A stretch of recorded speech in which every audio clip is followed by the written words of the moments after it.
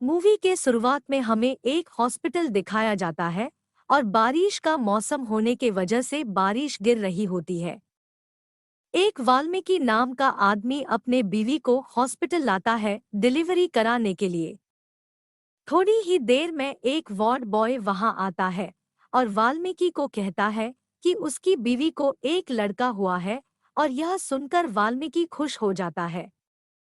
उसी वक्त उसी हॉस्पिटल के स्पेशल वार्ड में शहर के एक रईस आदमी रणदीप की बीवी को भी एक लड़का होता है।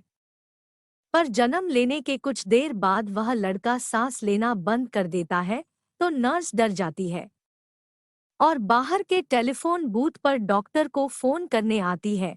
और उसी वक्त वाल्मीकि वहां किसी और से बात कर रहा होता है।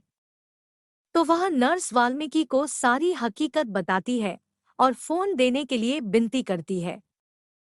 पर जब वह नर्स अपने डॉक्टर को फोन करती है तो वाल्मीकि नर्स का फोन काट देता है और नर्स को कहता है कि उस बच्चे की जगह मेरे बच्चे को रख दे। पहले तो नर्स मना करती है पर बाद में वाल्मीकि के समझाने के बाद वह मान जाती है।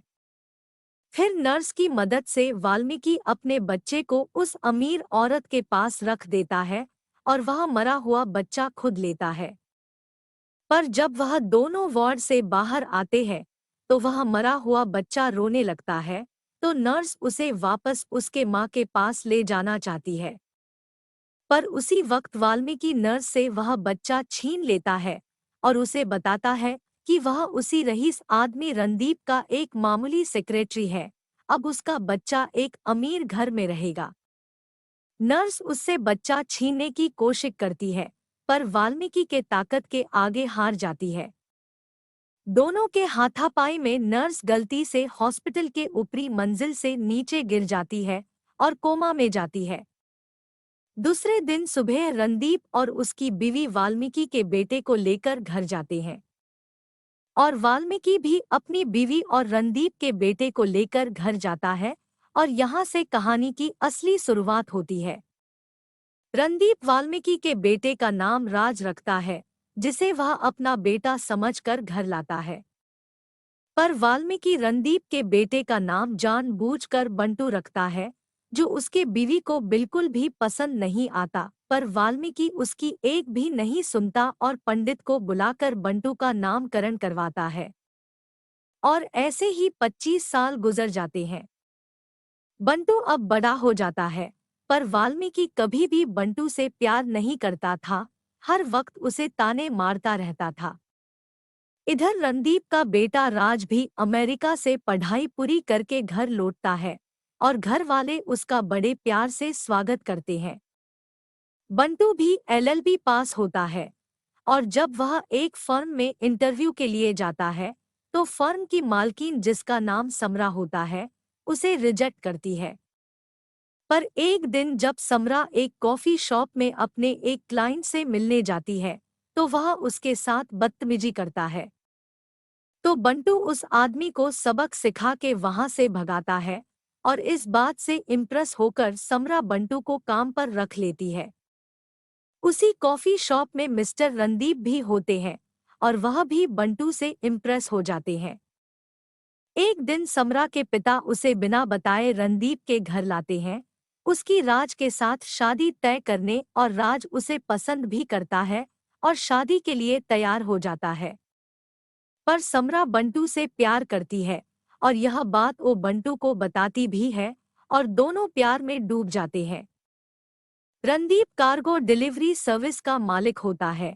एक दिन एक डाकू अपने खिलौने की डिलीवरी करने के लिए रणदीप के ऑफिस आता है पर वह आदमी खिलौने के आड़ में गंदे धंधे करता था इसलिए रणदीप उसे मना करता है।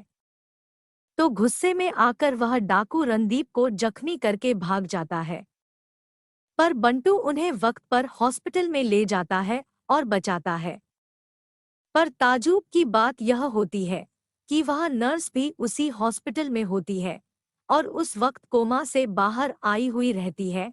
वह नर्स बंटू को सब सच बताती है। नर्स से सारी हकीकत सुनकर बंटू भी सुन्न हो जाता है और उसे अपने बाप पर गुस्सा भी आता है। फिर शाम को घर वापस जाते वक्त रास्ते में बंटू के फोर्स करने पर वाल्मीकि भी बंटू को सब सच बता देता है। बंटू रणदीप की जान बचाता है और इसलिए एक दिन रणदीप के ससुर बंटू को घर बुलाते हैं और उसे अपने पर्सनल सेक्रेटरी के पोस्ट पर काम पर रख लेते हैं। फिर दूसरे दिन बंटू अपने नए बॉस यानी कि उसके नाना के साथ जाकर उस गुंडे को पिटते हैं और धमकी देके आते हैं कि आइंदा से उनसे दूर रहे। एक दिन ऐसे ही बातों बातों में बंटू को रणदीप बताता है कि उसकी पत्नी उससे नाराज है और 7 सालों से उससे एक भी बात नहीं की। फिर कुछ दिनों बाद मौका देखकर बंटू और समरा राज को उनके प्यार के बारे में बताते हैं और राज भी बड़े दिल से उन्हें माफ करके उनका रिश्ता एक्सेप्ट करता है। और राज घर आकर सबको समरा और बंटू के रिश्ते के बारे में बताता है और उन्हें मनाता है। फिर एक दिन जब बंटू मजाक मजाक में राज के मामी का हाथ देख रहा होता है और उनकी फिरकी ले रहा होता है, तो वहां अचानक राज की माँ यानी कि बंटू की असली माँ आ जाती है और बंटू को अपना हाथ दिखाकर उसे पढ़ने को कहती है।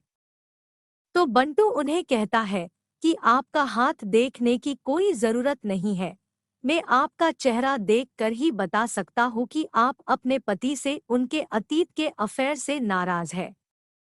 बंटू रणदीप और उसकी पत्नी को समझाता है कि ऐसे खामोश मत रहो, जो भी है सच बताकर और माफी मांगकर अपना रिश्ता और मजबूत बनाओ। फिर बंटू के जाने के बाद रणदीप अपने पत्नी से दिल से माफी मांगता है और उसकी पत्नी भी उसे बड़े दिल से उसे माफ करती है और दोनों खुशी खुशी एक दूसरे के साथ रहने लगते हैं। फिर एक दिन मौका देखकर रणदीप का दुश्मन रणदीप की पत्नी का अपहरण करता है और बदले में बहुत सारी जायदाद मांग लेता है। ये बात बंटू को मालूम हो जाती है, तो बंटू गुंडों के अड्डे पे जाकर उनकी बहुत पिटाई करता है और अपनी असली माँ को गुंडों के चंगुल से छुड़ाकर घर लेके आता है। इधर रणदीप का ससुर उसे बताता है कि बंटू ही उसका असली बेटा है और यह सुनकर रणदीप चौंक जाता है और उसे खुशी भी होती है।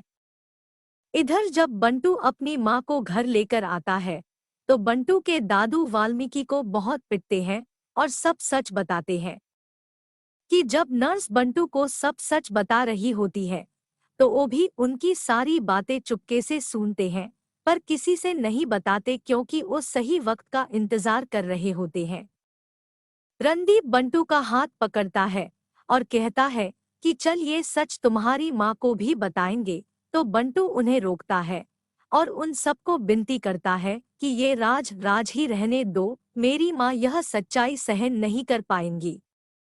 उसी वक्त बंटू की माँ राज के साथ वहां आती है और बंटू को गले लगाकर कहती है, आज तुमने मेरी जान बचाकर एक बेटे का कर्तव्य पूरा किया है, इसलिए आज से तुम भी मेरे बेटे हो। फिर सारे एक दूसरे के साथ प्यार से रहने लगते हैं।